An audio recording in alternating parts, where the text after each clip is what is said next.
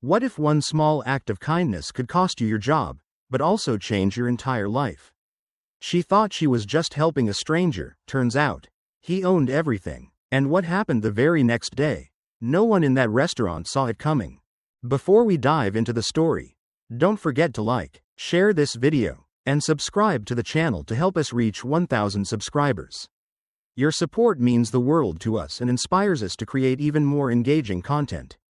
Thank you. The sky outside was the color of weak coffee, and the air had that dry chill that sneaks in through the cracks of old windows. Inside Heartland Diner, though, the lights were warm and steady. The clatter of dishes and soft hum of a local radio station filled the air, trying to drown out the undercurrent of unease that had crept in over the past few weeks. Emily had just refilled a coffee pot when she glanced around the dining room. The Tuesday morning crowd was sparse, mostly regulars hunched over their breakfast plates and the occasional traveler flipping through a local paper. She moved through the narrow aisle with practiced ease, offering polite smiles and checking on refills without drawing much attention to herself. She liked it that way. Heartland Diner wasn't just any diner. It was the kind of place where people used to know each other's dogs' names and birthdays. But things had been different lately. Ever since the chain was bought by a national food group, tension had found its way behind the counter. New policies, stricter rules, and those mysterious performance reviews that no one ever talked about but everyone feared. They said folks from corporate were visiting different locations in disguise, checking on things without notice. No one knew who they were, or when they'd show up. Carter, the manager, had taken it upon himself to make sure their branch was spotless. He wasn't a bad man, just the kind who cared too much about the numbers and not enough about people. Lately, he'd been snapping at employees over small things. A fingerprint on a ketchup bottle, a smudge on the window.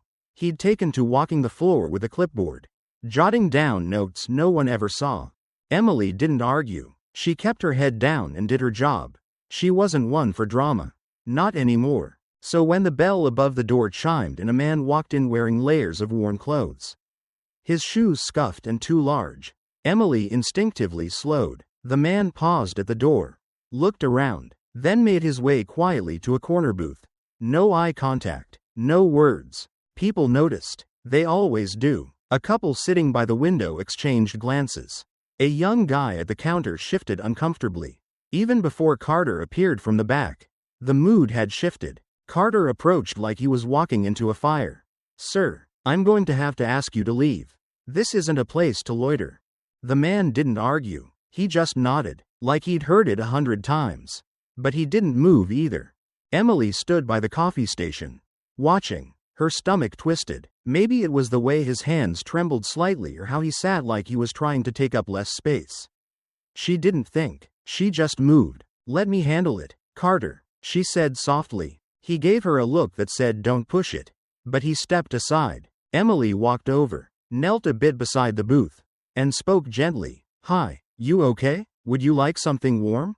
Coffee, maybe?" The man looked at her, startled. His eyes were clearer than she expected, tired, but not lost. He nodded once. "I'll get you something," she said. Emily went to the register, pulled out her own tip money from the little envelope she kept in her apron pocket, and paid for a full breakfast. Eggs, toast, and a side of sausage.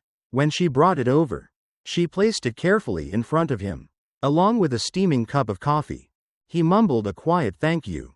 She didn't ask questions. She didn't need to. Carter didn't say a word, but she felt his stare from across the room. She caught him glancing up at the security monitor behind the counter. The little black and white screen showed a clear view of the dining floor.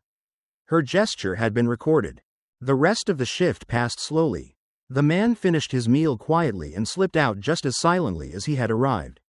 Emily wiped down tables and restocked napkins like any other day, but she couldn't shake the feeling that something had shifted, subtly but surely. When she finally clocked out, her phone buzzed, a number she didn't recognize. She hesitated before answering. "Hi, this is Human Resources with Heartland Group. We'd like to speak with you first thing tomorrow morning. Can you come in at 8 a.m. sharp?" Emily didn't say much, just a soft, "Sure," and then the line went dead. Outside, the wind had picked up, Leaves danced across the empty parking lot. She stood there for a moment, keys in hand, and let the silence settle in. Something was coming. She could feel it in her bones. Emily didn't sleep much that night. The message from Human Resources kept playing over in her mind, looping like an old radio ad you couldn't turn off. By the time the morning sky turned from dark blue to a dull gray, she was already dressed and pacing the small kitchen of her apartment. She wasn't sure what bothered her more, the unknown reason for the meeting, or the sinking feeling that it wasn't going to end well. She arrived at the diner 10 minutes early. The parking lot was still mostly empty, the first customers just starting to trickle in. The Heartland Diner sign buzzed faintly above the entrance. One of the neon letters half lit like always. Familiar, but suddenly unfriendly. Inside, the mood was off. Carter stood near the front counter, arms crossed, his mouth tight like he'd already made up his mind about something. The rest of the staff had gathered awkwardly near the booths, not quite knowing where to stand. No one made eye contact with her. Carter didn't waste time. "I've called everyone here," he began, his voice sharp and clipped, "because we need to address a serious violation of company policy that occurred yesterday during the morning shift." He turned toward Emily but didn't look at her. He was speaking to the room, or maybe to the ceiling. Heartland Diner has a responsibility to maintain its brand and uphold financial integrity. Employees are not authorized to provide goods or services without payment. This includes giving away meals to individuals who cannot pay. There was a pause, a deliberate one. Emily's chest tightened. "Emily," he said finally, turning to face her, "you've been a dedicated employee, but your actions yesterday crossed the line. By paying for that man's meal, you created a precedent that could reflect poorly on this location. After review with Human Resources, it has been decided that your employment is terminated, effective immediately." The words fell heavy, like a pan dropped in an empty room. For a moment, no one moved. Even the sound of the sizzling griddle in the kitchen seemed to fade into the background. Emily's throat tightened. She looked around, not for sympathy, but for something real to hold onto, a familiar face, a gesture, anything. Lily, the youngest server on the team, opened her mouth to say something, but Carter raised his hand before she could get a word out. "That'll be all," he said firmly. The silence that followed wasn't anger. It was a kind of slow, helpless ache, like watching someone quietly pack a suitcase in the middle of the night. Emily didn't yell. She didn't cry. She just nodded, more to herself than anyone else. "If helping a hungry man is against the rules," she said softly, "then maybe the rules are what's broken." No one responded. She walked to the back without looking back.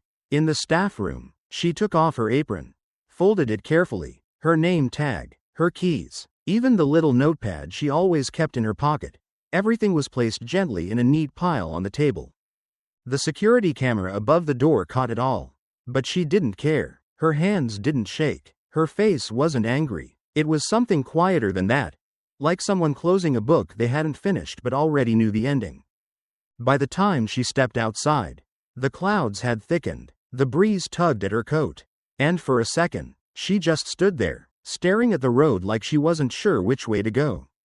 Hours passed. The diner returned to its usual rhythm. Customers came and went. No one mentioned her name. Then, sometime just before dinner rush, a black sedan pulled into the lot. It wasn't the kind of car you saw around here, sleek, quiet, and expensive in a way that didn't announce itself. The man who stepped out wore a dark suit, a silver watch catching the light as he adjusted his sleeve. He walked toward the diner with purpose, like he'd been there before and didn't need directions. Inside, the staff looked up, confused by the sudden presence of someone so clearly out of place. He walked past the booths, past the counter, and stopped just a few feet from Carter. "I need to speak to the person in charge of this location," he said, his voice calm but firm. Carter blinked, caught off guard. "I'm the manager here. Can I help you?" The man didn't smile. "No, I'm not looking for the manager. I'm looking for whoever made the decision this morning to let go of one of the only decent people I've met in this place." The room went still. "I believe her name is Emily." The diner had never been quieter. Even the clinking of coffee cups stopped. For a few seconds, all anyone could hear was the low hum of the refrigerator behind the counter and the distant whir of a ceiling fan that never quite worked right. Every eye was on the man in the suit. Carter looked like the color had drained from his face. His jaw clenched, but he kept his hands at his sides, trying to maintain control. He didn't speak right away. No one did. It was as if time slowed just enough for everyone to understand something big was unfolding, and they were all caught in it.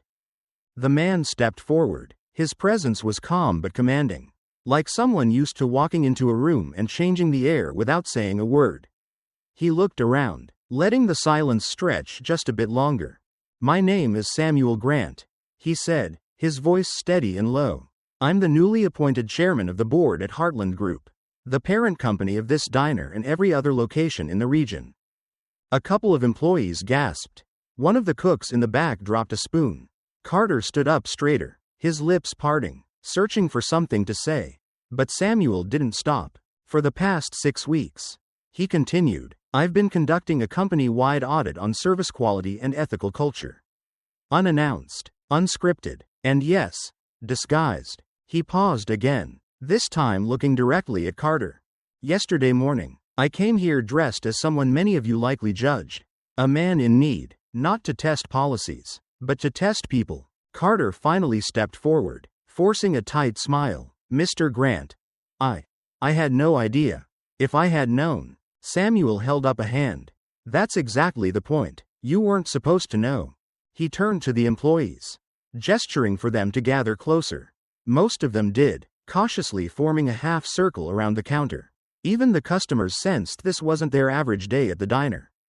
"I asked for food," Samuel said. "Well, I didn't really ask. I sat quietly, and I waited." His eyes moved to Lily, then to the others. "Some of you stared, some of you looked away, but one of you didn't hesitate. One of you came over, offered kindness without conditions, and paid out of pocket just so someone could eat a warm meal in peace." Lily's eyes welled up. A few others shifted uncomfortably. Samuel turned back toward Carter. "And one of you watched it all from that office camera and responded not with gratitude or praise, but with punishment." Carter's hands balled into fists at his sides, but he kept his voice level. "I was following the rules," he said through gritted teeth. "Our policies are clear. Unauthorized spending, especially on non-paying customers, is considered a violation." Samuel raised an eyebrow. "And what rule does compassion violate?" Carter looked away. Samuel nodded to a young assistant who had followed him in quietly and was now connecting a small device to the diner's TV behind the counter. The screen flickered for a moment. Then a grainy black and white clip began to play. It was surveillance footage, silent but clear. Emily approaching Samuel, crouching beside the booth, speaking with him gently, her handing him the coffee, her using her own tips to pay at the register. And then, Carter, arms crossed in the office, watching on the monitor, face tight with irritation. No one spoke as it played. When the video ended, Samuel looked around the room again. "Emily Green is not terminated," he said firmly. "In fact, she was never officially let go. The proper process was bypassed. The file wasn't logged in our system. No approval was granted." He turned back to Carter.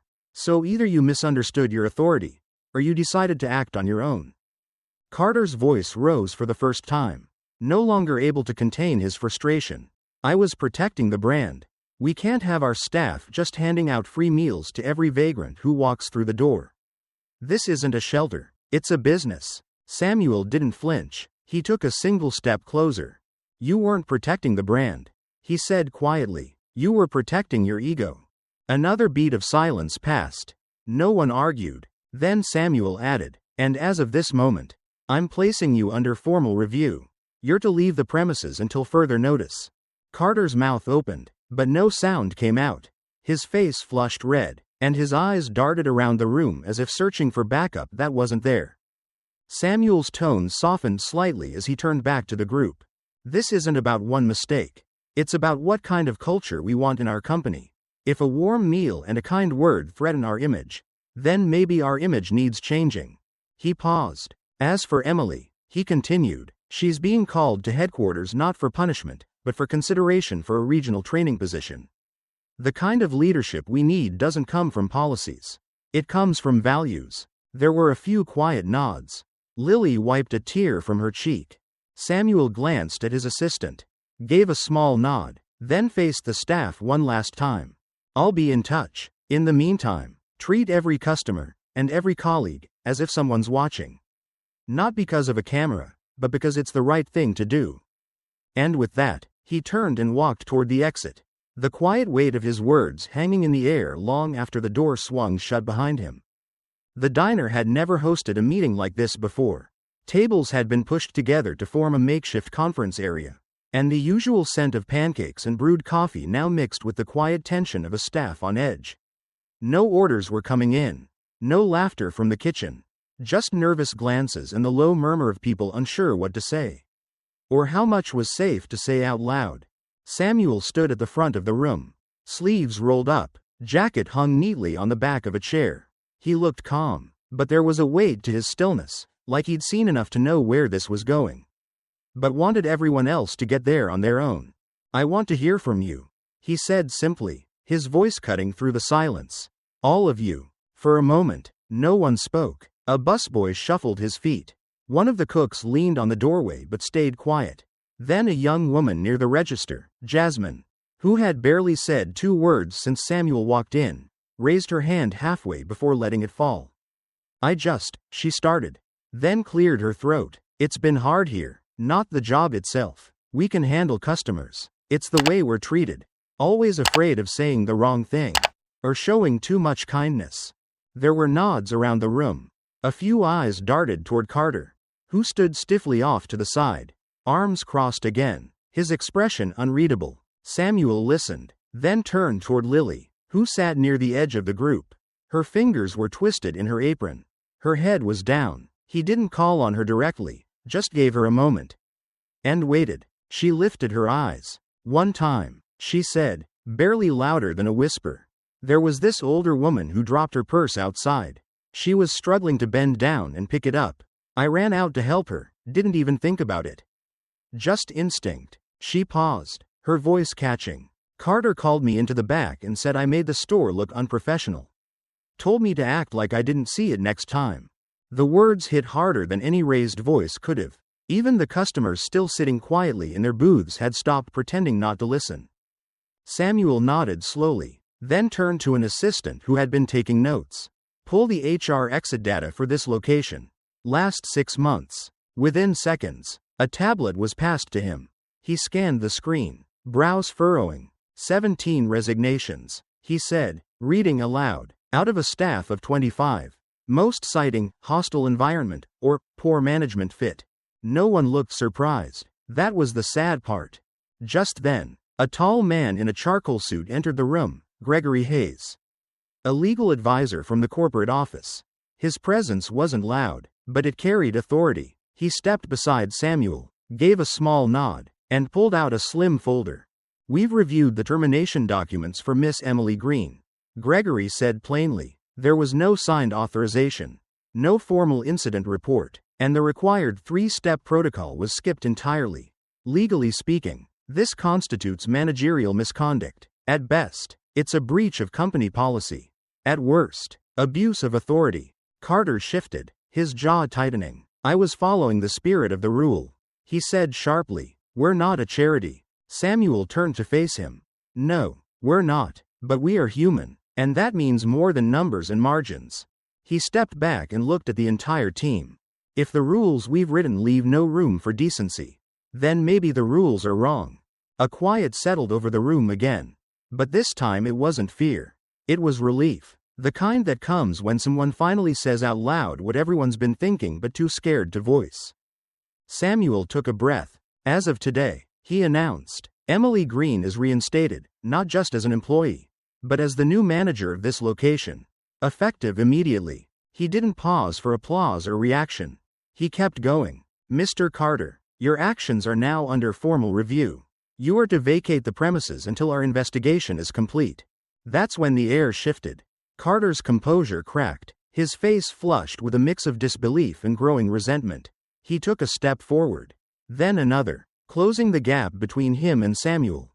"You're making a mistake," he said, voice low. "You're handing your company over to sentiment." "No," Samuel replied evenly. "I'm handing it back to the people who care." Carter didn't respond right away. Instead, he He turned his gaze to the doorway, where Emily had just stepped in. Called back at Samuel's request minutes earlier. She stood there quietly, eyes scanning the scene, unsure if she was truly welcome. Everyone turned to look at her. Carter walked over, slowly. The room watched every step. He stopped just inches from her, his tone barely audible. "You don't understand what you've just done," he said through clenched teeth.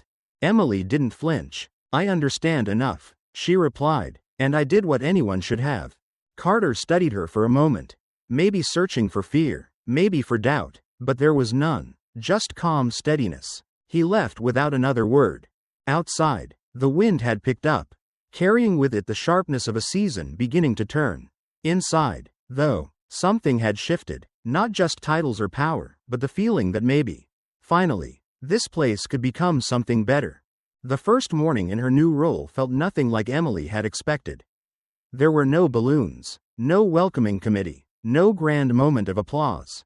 Just a chilly office with a flickering overhead light and a pile of forms waiting for her signature. The walls still smelled faintly of Carter's cologne, and his coffee mug, plain, chipped, and once filled religiously at 7 a.m., still sat on the corner of the desk. She slipped off her coat, rolled up her sleeves, and sat down. A folder labeled Interim Manager Onboarding sat at the top of the pile. It had been delivered from headquarters early that morning along with a company-issued laptop, a temporary keycard, and a short note from HR that read, "Please confirm role activation by 9 a.m. By 8:45, Emily had already reviewed and signed the digital paperwork, scanned her ID into the system, and received a confirmation email from corporate. "Welcome, Emily Green. You are now registered as branch manager, Heartland Diner, Central District." It didn't feel real. Outside the office window, she could see the early shift trickling in. Lily was at the coffee station, restocking creamers with her usual quiet focus. Jasmine wiped down menus near the entrance. A few of the line cooks joked quietly in the back, their laughter muted by the swinging kitchen door. Some of them had smiled at Emily when they walked in. Others had simply nodded. A few avoided her gaze entirely. She understood. She hadn't expected everyone to embrace the change. It wasn't just about her. She'd gone from server to manager overnight. For some, that leap felt like skipping the line. For others, it was a breath of fresh air. Still, the unease was there, subtle, but present, like an old stain under new paint. She was midway through reading a handover memo from facilities when the desk phone buzzed. It was a direct line. Internal. She hesitated before answering. "Heartland Diner. This is Emily. Good morning, Ms. Green." The voice was smooth, male, older, but not tired. "My name is Alan Monroe. I'm with Strategic Oversight." She sat up straighter. That department didn't usually deal with branch-level staff. "I wanted to be the first to welcome you to your new role," he said. "Quite a few eyes are on your branch these days." "Thank you," Emily replied carefully. "I'll do my best to make sure this location reflects the company's values."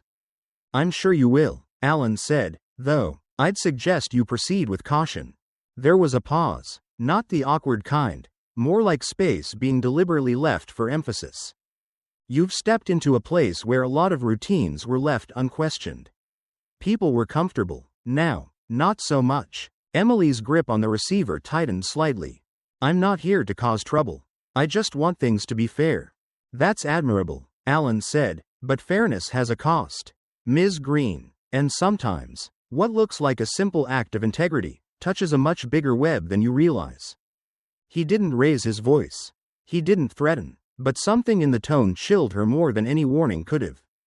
"Don't let kindness get you crushed," he said. "Good day." The line went dead. Emily sat there for a moment, the receiver still against her ear. Listening to the silence, she set it down slowly, then exhaled. Before she could collect herself, her email pinged. A message from Samuel. "Heading out of town. The audit continues. Trust your gut, but don't lose it. They'll test you." That was all. She turned back to the onboarding packet, but her focus was gone. Her eyes drifted to the small drawer on the side of the desk. Something Carter had kept locked. Now, it clicked open easily. Inside were folders, labeled, yes, but oddly inconsistent. Some receipts clipped neatly, Others stapled sideways. A few pages missing dates. A separate tab read, vendor charges. But the totals didn't line up. Emily opened a few of the monthly expense reports. The pattern was hard to spot at first, but it was there. Each month, the total expenses were rounded up just slightly higher than seemed necessary.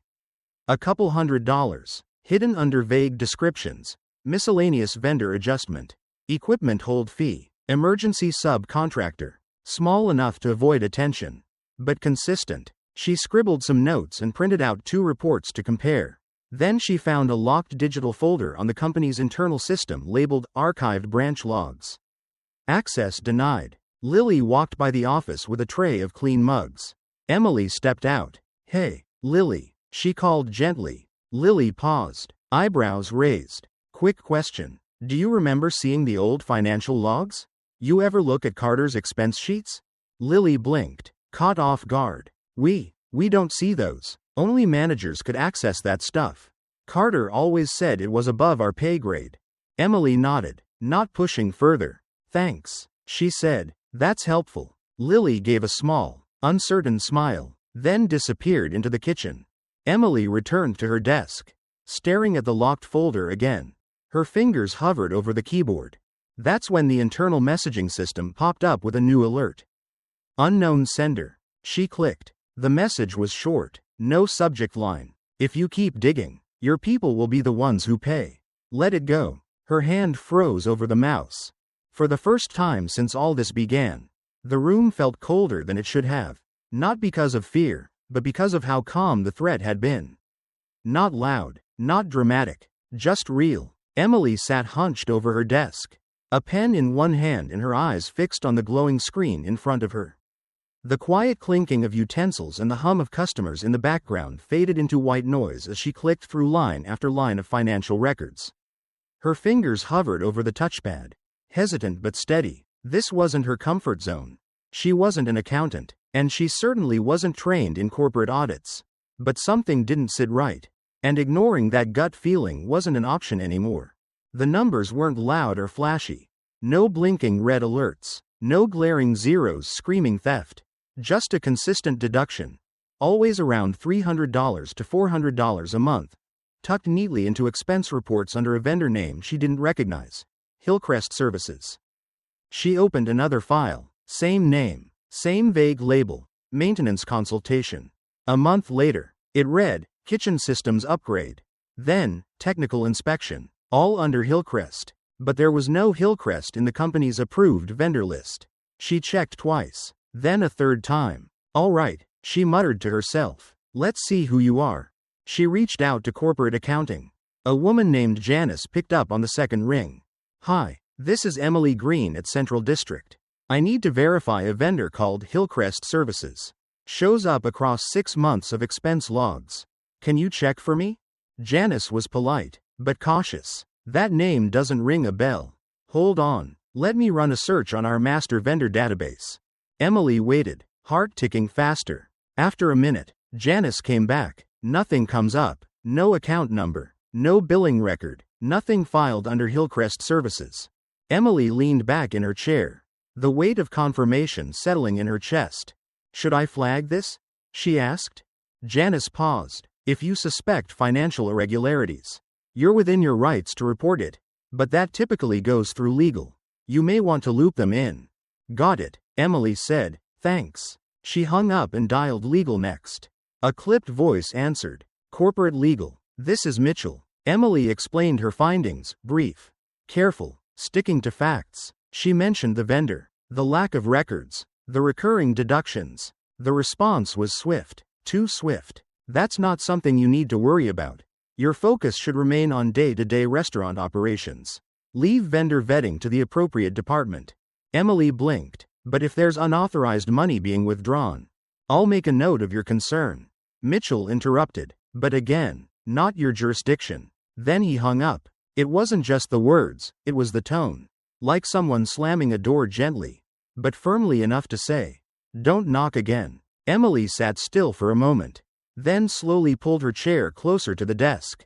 She opened a new document and started taking notes, every suspicious charge, every unexplained entry, Every vendor reference to Hillcrest. She created a backup on a flash drive and tucked it into the bottom drawer of her filing cabinet. That afternoon, Lily knocked on her door. Her face was pale. "Emily, I don't want to alarm you, but Carter was here." Emily looked up. "He's suspended. He's not allowed." "I know," Lily said, "but he wasn't inside. He stood just outside the back exit. Talked to Ramon, you know, the dishwasher who's been here like 8 years. I didn't hear what they said, but Carter handed him something. It was small, maybe a USB or something." Emily's stomach turned. "Did the security cameras catch it?" "I thought they would," Lily said, "but when I checked, the entire feed from the afternoon is gone. Deleted. The file is just missing." Emily didn't speak right away. Instead, she picked up her phone and tried calling Samuel. Straight to voicemail. Then a text came back from his assistant. "Mr. Grant is currently out of state on company audit. Unavailable for direct contact. Please email urgent concerns." Emily knew email wouldn't cut it now. She scrolled through her contacts, then paused over one name, Daniel Weaver. Daniel had been an IT technician at Heartland's corporate headquarters for almost 5 years before he suddenly quit last year. Rumors had swirled. Burnout, they said. Disagreements with upper management. A few whispered he'd uncovered something he wasn't supposed to see. She called him. He answered after 2 rings. "Well," he said, "if it isn't Emily Green. What's a diner manager doing calling a digital dropout like me?" "I need your help," she said, and she told him everything, well, almost everything. Enough to get his attention. "Sounds like your rabbit hole just turned into a mine shaft," he said. "You got footage?" "Not anymore. It's been wiped. I'll need access to the system."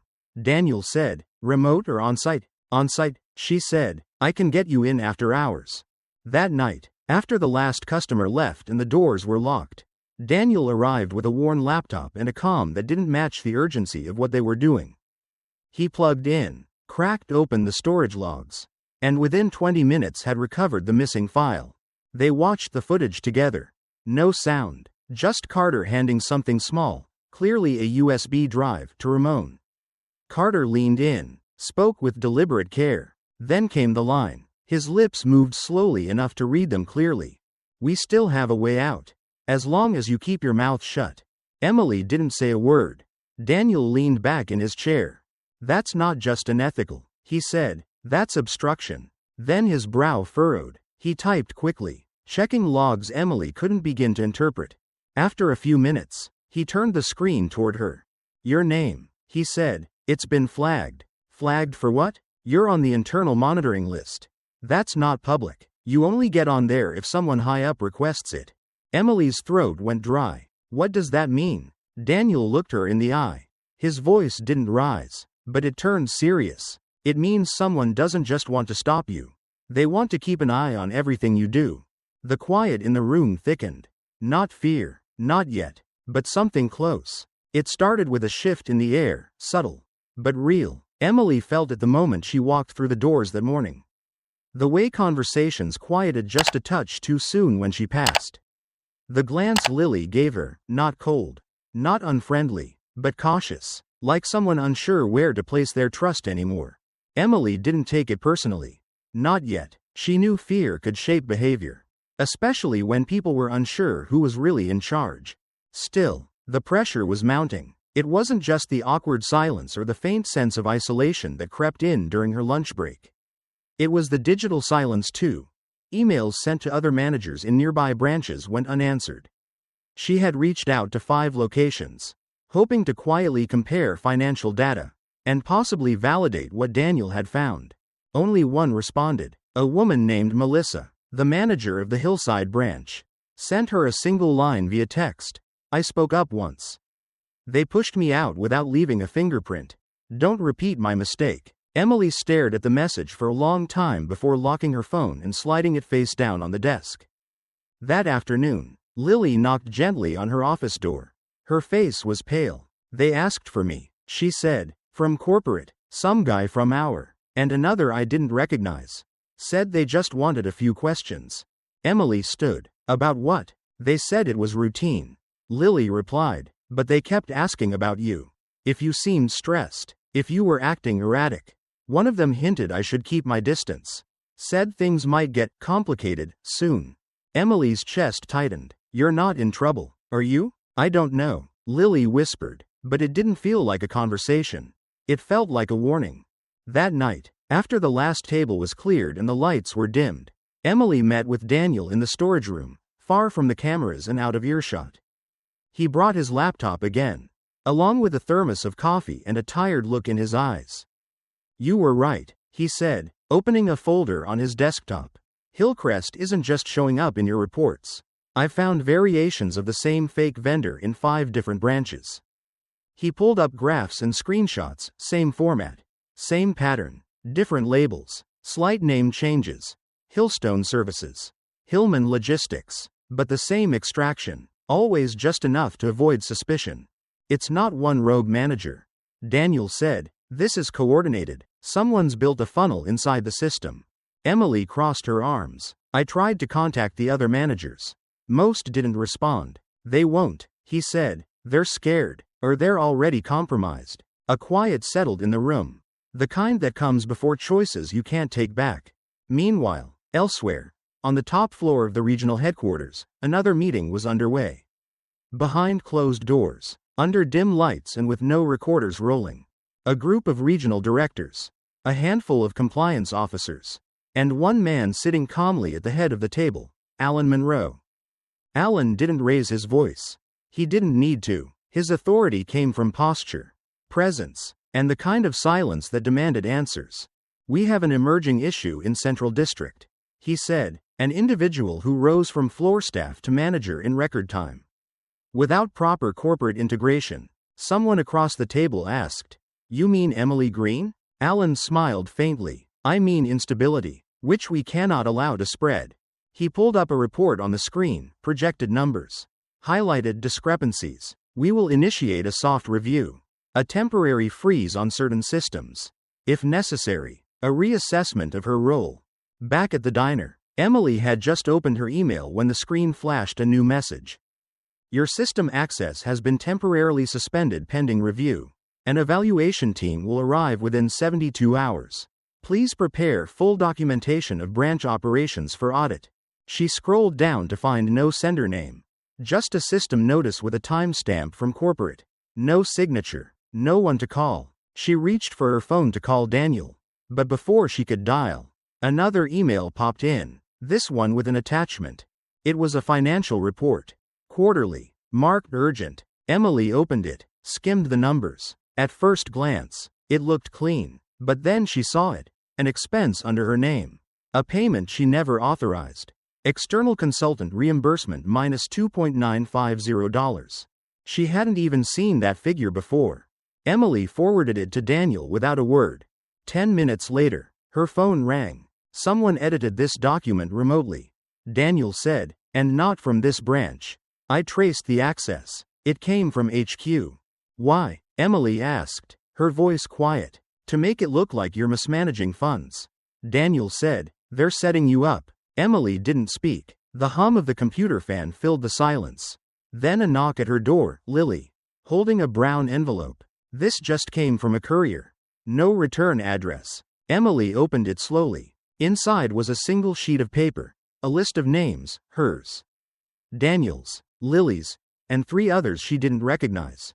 Underneath, 2 words, printed in red. Internal watch. Her name was being watched. But she wasn't alone anymore. Emily didn't sleep that night. Not really. She sat at her small kitchen table, nursing a lukewarm cup of tea as the glow from her laptop screen flickered off her glasses. The house was quiet except for the occasional hum of the fridge and the tapping of her fingers on the keyboard. Every few minutes, she glanced at the wall clock, watching the seconds crawl past like a slow drip. But her mind wasn't still. It was gathering, like a storm just offshore. Enough was enough. She and Daniel spent the entire evening preparing what they called their counter brief. It wasn't just a rebuttal. It was a bombshell. If handled correctly, they included everything. The doctored financial statements, screen captures from Hillcrest's phantom transactions, Daniel's metadata analysis, and footage from the Carter handoff. They even added a separate document listing 5 other branches showing the same vendor activity. each with timelines and amounts withdrawn. At the top of the file, Emily wrote one line. "We have not failed your standards. We have uncovered your problem." Daniel set up a secure internal transfer, digging deep into the company's older communication protocols, ones forgotten or intentionally buried. It was slow, clunky, but untraceable, and more importantly, not part of the current IT monitoring system. Emily sent it directly to Samuel's confidential inbox. They didn't have to wait long. 15 minutes later, Samuel replied, "I need 48 hours. Do not let them know you've shared this with me. Hold your ground." That was all. No small talk, no promises, just trust. But things didn't wait for 48 hours.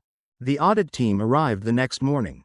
Early, too early. 3 dark SUVs pulled into the parking lot before the sun had fully crested the horizon. A group of men and women in dark slacks and navy blazers filed into the diner like they'd done it before. Leading them was Alan Monroe, flanked by a sharp-looking woman Emily recognized from company briefings, Christine Holt, senior legal advisor and notoriously no-nonsense. Alan took over the staff meeting within minutes. With a calm, polished tone, he laid out the reason for their visit.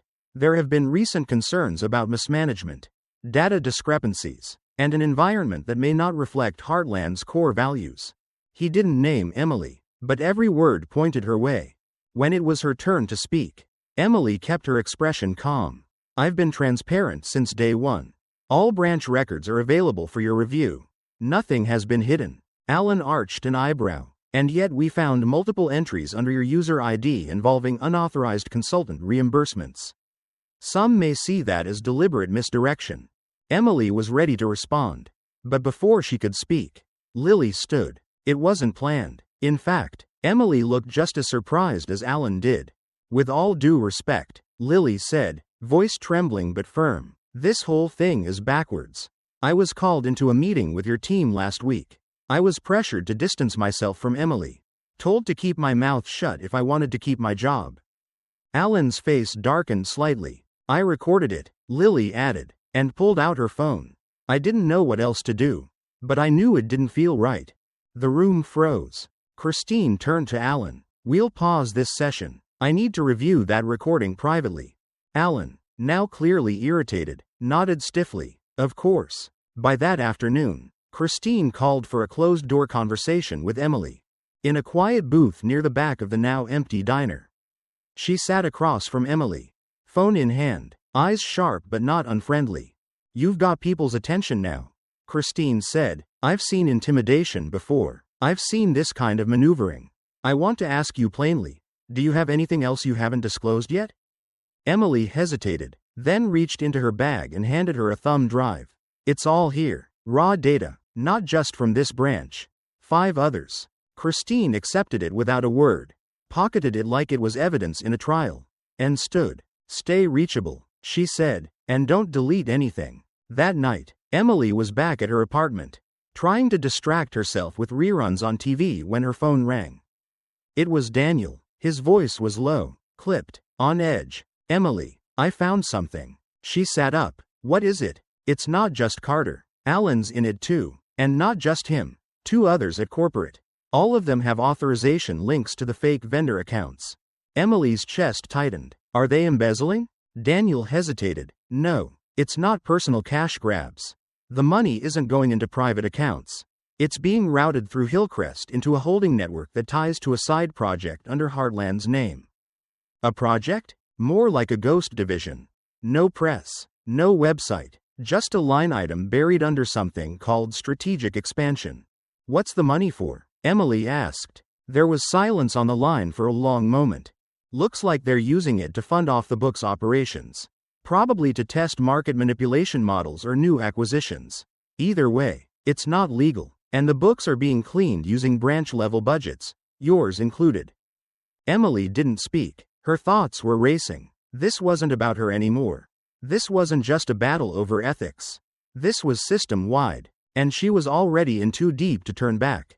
Daniel broke the silence. "They're going to fight hard to protect this.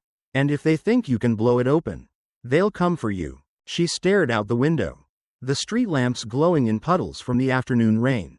"I'm not backing down," she said, But I need to make it count. Emily stood by the window of her small office, arms crossed, watching the clouds move across the late afternoon sky. From the outside, the restaurant hummed along as if nothing had changed. But inside, she knew she was on borrowed time. The documents she and Daniel uncovered painted a picture she hadn't dared to imagine at the beginning. What started with a suspicious vendor name, Hillcrest Services, had unraveled into a financial web far more intricate than she expected. Daniel had spent nights combing through metadata and trace logs.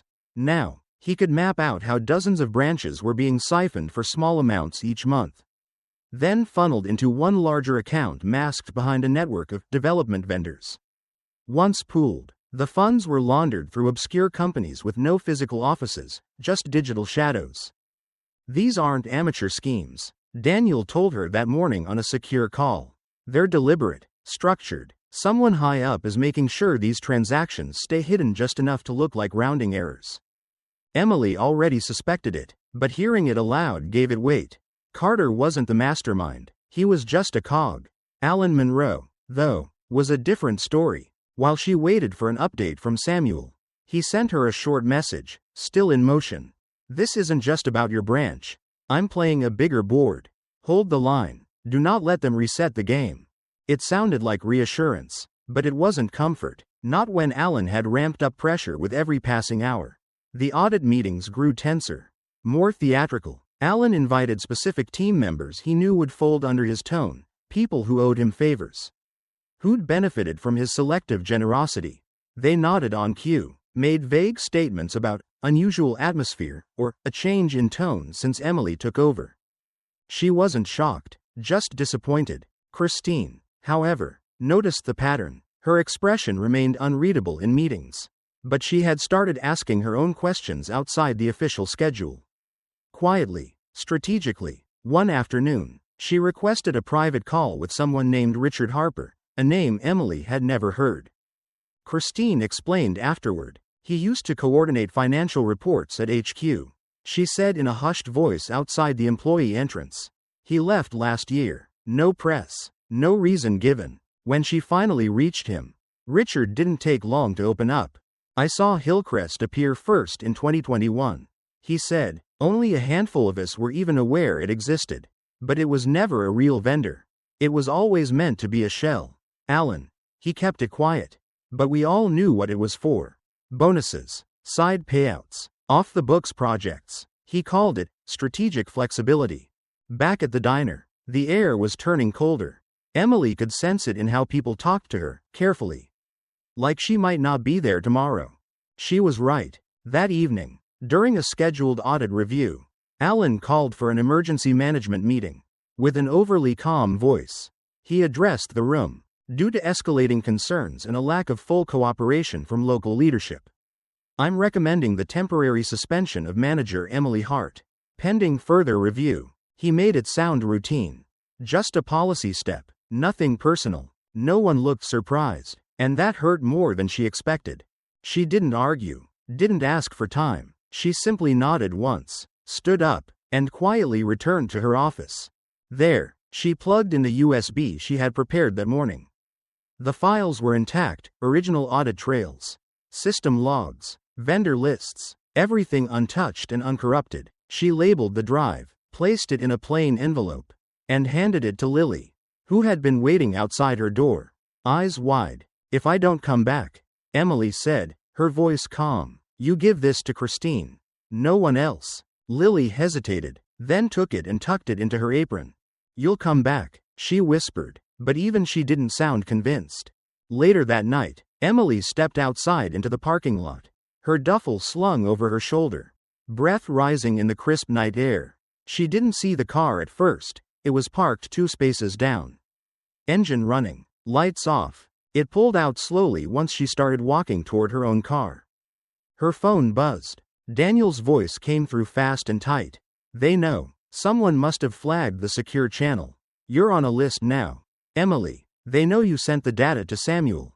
You need to be careful. You're not safe anymore. She looked back at the moving car, its windows dark and unreadable, then turned and walked faster. She wasn't scared. She was ready. Because when people start following you in the dark, It means the light's getting closer. Emily sat near the back of the old cafe. The kind of place that still had booths with cracked vinyl seats and faded photos on the walls of people long gone. The coffee was weak, the lighting too yellow, but it was familiar, safe. She and Daniel used to work shifts here during college, trading stories over burnt toast and refilled mugs. Now, it was their makeshift war room. Daniel slid into the booth opposite her, laptop already open. He looked tired, not just from work, but from the weight of knowing too much and sleeping too little. They tried to wipe your employee record this morning, he said, skipping pleasantries. But I was ahead of them. I cloned your file, and mine, last night. It's all offline. Triple backed up. Emily didn't respond right away. She was tired too. The kind of tired that settles into your bones and makes you feel older than you are. But she nodded, because that was all they could do now, keep going. At that same hour, in a quiet glass-paneled conference room 3 states away, Samuel stood in front of a group of shareholders. Not the usual polished executives who smiled too much and said too little. These were the older ones, those who built Heartland Diner back when it was just a small-town staple. Not a sprawling corporate chain. He told them what they'd long suspected, that Alan Monroe's modernization strategy was just a facade. Behind the sleek branding and talk of digital infrastructure was a scheme of private accounts, fake vendors, and self-enrichment. Samuel didn't show outrage. He showed facts. He showed proof. And then he asked for support. Not just to remove Alan, but to expose the rot fully, even if it meant shaking the company's foundations. Christine, meanwhile, had been working in silence. She received the USB from Lily 2 nights prior and verified its contents with Richard's independent logs. Everything lined up: vendor payments, system access logs, internal memos, even timestamps that showed who changed what and when. It was airtight. With the data confirmed, Christine invoked an internal clause, rarely used but powerful, emergency audit authority. It bypassed Alan's executive protections and placed the investigation under an independent legal board. The moment that order went through, the balance began to shift. Carter, who'd been spiraling in the background, called Alan in a panic. Emily's not backing down, he warned. She's got backup, and it's not just that tech guy. Someone's helping her from above. Alan didn't yell. He didn't argue. He just told Carter what he'd been planning since the moment things started to slip. Then we clean house, he said flatly. Delete anything traceable, change the logs, fix the personnel files. No one's going to find a trail if there's nothing left to follow. But he underestimated Daniel. Long before Alan gave that order, Daniel had already archived every relevant document, mirrored the database, and stored it in a cold drive, a hard copy that couldn't be touched remotely. If things turned ugly, that drive would go public. Late that afternoon, Alan called an emergency meeting at the same diner where all of this began. He stood before a crowd of nervous staff, tired managers, and curious onlookers. Christine was there too, arms crossed, unreadable. He started with a slow, deliberate statement. It's unfortunate, but necessary, due to a series of ethical violations and insubordination. Emily Hart's employment is hereby terminated, permanently. He paused for effect. A few heads turned toward the back of the room where someone had just walked in. Samuel. He didn't say a word at first. He just handed Christine a folder, who in turn connected her tablet to the room's display monitor. One by one, the evidence came up: charts, transfers, vendor records, security footage, audio clips, system logs, and finally, a written testimony from Richard, signed and dated. Alan's face didn't crack right away. He kept his chin up, eyes forward, but his fingers twitched, just once, then again. Samuel turned to him, voice calm but firm. You used trust as your camouflage, he said, while everyone was focused on profit margins. You turned a simple restaurant chain into your personal laundering station. And I've been tracking you for 2 years. A hush fell over the room. For the first time, Alan didn't have an answer. One by one, members of the supervisory board pushed their chairs back and left the table. Some didn't look at him. Others did, but with eyes full of disappointment. Alan's jaw clenched, but he didn't speak. He couldn't, not when the walls were closing in from every direction. From the back of the room, Another voice cut through the stillness. Is that why I lost my job for feeding someone who was hungry? Emily had arrived just in time. Her coat still dusted with snow. Her cheeks flushed from the cold. She looked around, meeting the eyes of the people who once questioned her. Some smiled, others looked down, but no one turned away. Samuel walked toward her. This time, he didn't look like a CEO or an undercover agent. He looked like a man finally done carrying a burden. You reminded me why we built this company in the first place, he said, not just for efficiency or growth, but to do something decent. But now you have a choice. We can stop here, at justice. Or, you can keep going. Help me rebuild this thing from the inside. Change the rules so no one ever has to go through what you did.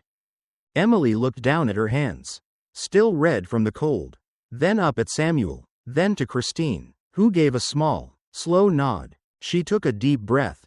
The decision was hers. The morning after the storm passed through the Heartland headquarters, the silence in the building said more than the flurry of emails that followed. Alan Monroe was placed on administrative leave, under investigation pending a formal inquiry. Carter's termination was finalized with immediate effect, and notices were dispatched to every branch manager in the system. A full audit was underway. Employees whispered in break rooms. Some were relieved. Others, still loyal to the shadows, stayed quiet, keeping their heads down, eyes on the clock. But for Emily, there was no relief, just a heaviness in her chest that wouldn't lift. Samuel called her into his temporary office. It wasn't a grand space, just a borrowed room near the back of the building with a desk, 2 chairs, and a half-dead plant in the corner. He poured her a cup of coffee before she could decline and slid a folder across the table. You're being offered a new role, he said, voice steady but unreadable. Director of Internal Coordination. You'd oversee ethics, employee protection, and compliance reviews in the entire region Monroe used to control. Emily blinked, unsure whether to laugh or protest. You know I was a waitress a few months ago, right? I know, Samuel replied. That's exactly why I'm offering it to you. She didn't answer immediately. The weight of it pressed on her, more responsibility, more exposure, more danger. She hadn't done all this to climb a ladder. She'd done it because she couldn't sleep at night knowing things were wrong and no one was fixing them. I'm not interested in power, she said. If I do this, it has to come with changes. Real ones. Samuel leaned back in his chair, nodding. What do you have in mind? A whistleblower protection policy, Emily said without hesitation. Full transparency in how complaints are handled. And I want authority to build a code of ethics from scratch. One that every regional manager has to follow. Including you. He didn't laugh. He didn't push back. He reached into his desk drawer, pulled out a legal pad, and wrote it all down. You've got yourself a deal, he said, as Emily left the room, still unsure whether she'd just stepped into the light or a deeper shadow. Christine was working behind the scenes. The legal counsel had been tracking threads that hadn't yet unraveled, with the help of Richard, and a former executive assistant who had fled the company quietly last year. She confirmed what she feared all along. Alan hadn't worked alone. 2 senior strategy board members had signed off on years' worth of questionable policies, shielding fraudulent accounts under the guise of innovation funding. They had created a buffer zone, allowing Alan to act freely while keeping their own names off the front lines. Christine arranged a confidential hearing in a side building across from headquarters. Richard would testify. Daniel was ready with technical evidence. The former assistant agreed to speak on the record, only if her identity was protected. Then came the blow. An hour before the session, Christine received a curt email. Subject: reassignment pending investigation. She had been placed on temporary leave. The stated reason: conflict of interest arising during the internal review. There was no warning, no explanation, just a lockout from the internal network and a silent escort from her office. Emily found out the same way Christine did, from a forwarded message by an anonymous HR contact. She read it twice, hoping her eyes were wrong. Moments later, her phone buzzed. It was Daniel. They're not done, he said quickly. Christine's suspension came from someone way above. They're buying time to clean up the rest of the mess. Emily didn't ask how he knew. She didn't need to. Then came the text that made her pause. We haven't won yet. There are still pieces on the board we haven't seen. She closed her phone and looked out the window.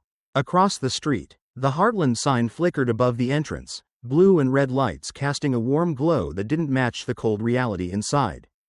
Something deeper still lingered beneath the surface.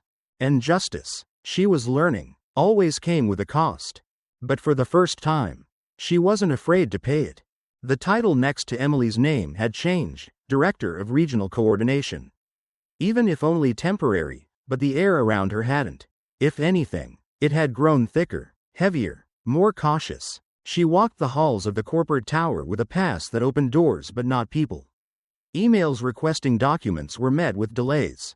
Meetings were rescheduled without explanation. She could see it in the way mid-level managers avoided her eyes. How some suddenly spoke with forced politeness. How others stopped speaking at all. The resistance wasn't loud, it was quiet, calculated, and constant. But Emily had seen too much to step back now. Instead of waiting for cooperation, she built her own path forward. She launched an anonymous survey across the region, giving employees a chance to speak without fear. Within 72 hours, responses flooded in. More than 300 detailed accounts. Patterns emerged quickly. Abuses of authority, manipulated timesheets, unexplained transfers, and most notably, branches using payment accounts with vague names and no traceable partners. Hillcrest Services, it turned out, was just one mask in a closet full of disguises. Daniel worked behind the scenes, careful and precise. Together, they navigated the data firewalls, piecing together fragments. At 2 a.m, he messaged her. A lot of policy changes went through in the middle of the night. Whoever's behind this knew what they were doing. The logs are scrubbed clean, but not clean enough. Buried deep in the IT server records, they found access logs tied to system-level accounts. Not names, not emails, just administrative fingerprints moving files and rewriting lines at odd hours. Always the same time window. Always just after midnight. Late one afternoon, as the sky turned the color of tin above the city, Samuel called Emily into his office. He looked older than she remembered. Not worn, but drained, like someone who had spent years swimming against a current only to realize the tide was stronger than truth. I thought I could clean this place out, he admitted. I thought it was just bad leadership, bad oversight. But this, it's not a stain. It's a root system, deep, tangled, and self-preserving. He took a breath, slow and deliberate, then added, I'm stepping down once the internal restructure is complete. This place needs something new. Not just leadership, a new language. Then he looked her in the eyes. You can walk away now. I'll make sure they honor your work, your courage. You'll have my trust and my support. Wherever you go. Emily didn't hesitate. I'm staying, she said quietly. It wasn't stubbornness. It wasn't pride. It was conviction. The kind that grows when you've stood at the edge of something dark and still chose to step forward. This isn't about taking someone down anymore, she added. It's about rebuilding what they've broken. Later that evening, long after most employees had gone home, Emily stood on the 12th floor balcony, the wind pushing against her hair. The city stretched beneath her, blinking and breathing like something alive. In her hands was a slim folder, one no one else had read yet. It outlined a quiet financial discrepancy from 3 years ago, a research grant that had vanished without explanation. The kicker? It predated Alan's rise to power. The money had gone missing while another name still sat at the head of the board. She whispered to herself, not out of surprise, but resignation. So Alan was never the architect. Just another thread in the net. Her phone buzzed. The screen lit up with a blocked number and a single line of text. If you want the truth, look into the account labeled Evergreen Initiative. But remember, justice always comes with a price. Emily stared at the message for a long while. She didn't smile. She didn't frown. She just stood there, quietly, as the lights of the city blinked on, one by one, beneath a sky that didn't sleep. Neither did she. Sometimes, the smallest acts of kindness reveal the biggest truths. Emily didn't plan to change a system. She simply chose to do what was right, even when no one was watching. But maybe that's when real change begins. What would you do if standing up for someone meant risking everything? We'd love to hear your thoughts in the comments below. Have you ever faced a moment where doing the right thing came at a cost? And if you found this story meaningful, don't forget to subscribe to Undercover Truths for more powerful real-life tales just like this. We've got more stories coming that'll move your heart and open your eyes. Thanks for watching, and we'll see you in the next one.